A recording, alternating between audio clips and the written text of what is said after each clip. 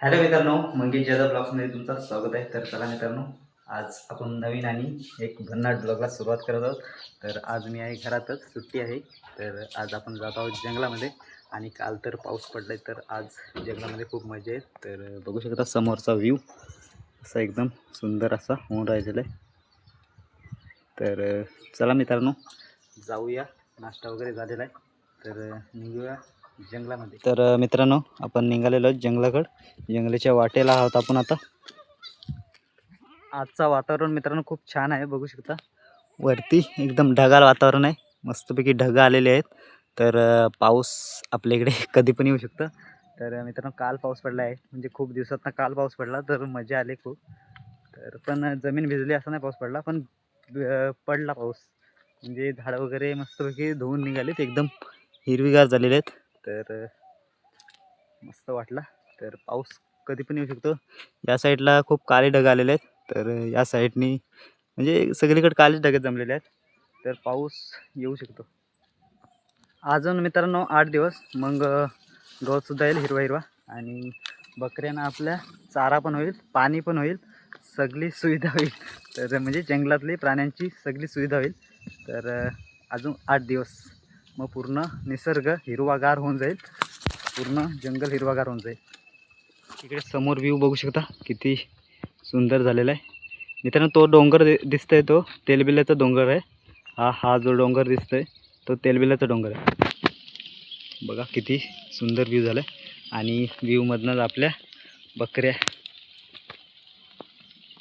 खूप छान व्ह्यू झालेला आहे.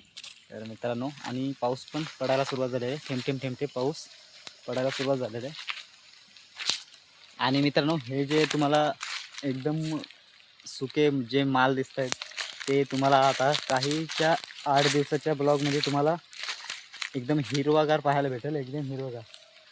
तर मी तर तुम्हाला ब्लॉगच्या माध्यमातून दाखवतच राहीन.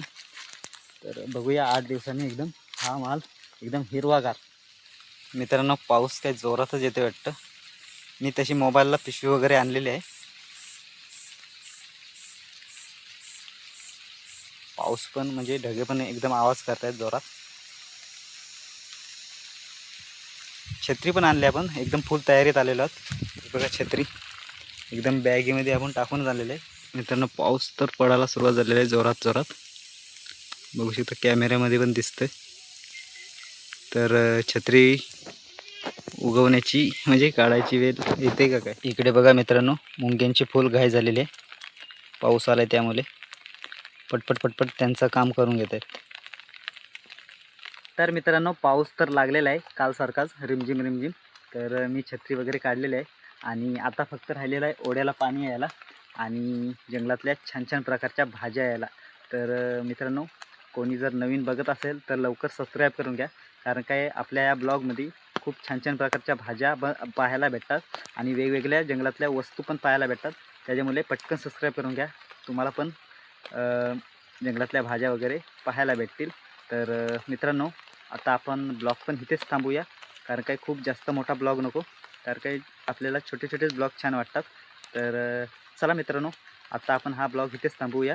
आणि हा ब्लॉग कसा वाटला तुम्हाला कमेंट करून नक्की सांगा, आणि लाईक शेअर सबस्क्राईब करायला विसरू नका. तर चला मित्रांनो, आजचा हा ब्लॉग आपण इथेच थांबूया. मिळूया असल्याच इंटरेस्टिंग ब्लॉगमध्ये. तोपर्यंत बाय बाय.